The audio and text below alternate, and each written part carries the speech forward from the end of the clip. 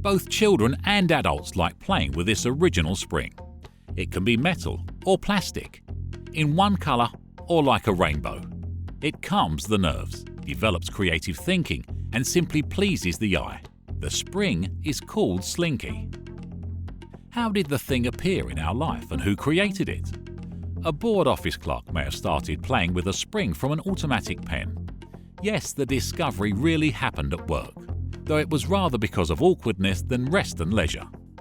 In 1943, Richard James, an engineer-mechanic of the Navy, experimented with springs. His task was to develop an ideal spring to make ship's components work in a storm. Richard was a little awkward and often dropped things. Once he accidentally hit the jar with spare parts. It fell off the shelf onto the table and a spring jumped out of it. Richard froze. The spring started walking on the table. It heated Richard's curiosity so much that for the rest of the day he tried to make springs of different sizes to walk. At home he shared the event with his wife Betty, but she wasn't impressed. But Richard tried to create a spring of such parameters that could easily walk. Finally, he got it. Even Betty was delighted.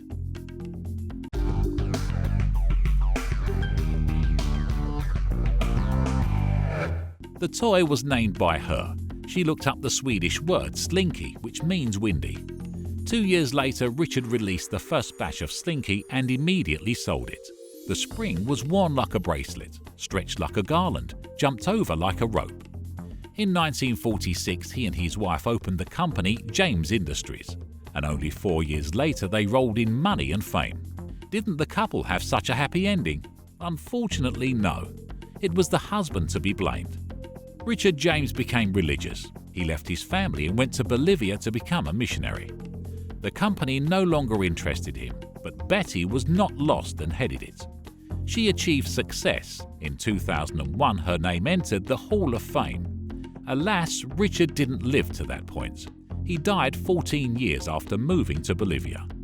The last decisions of Richard James can be called awkward, but thanks to this trait of his, the hit toy Slinky accidentally fell into his hands.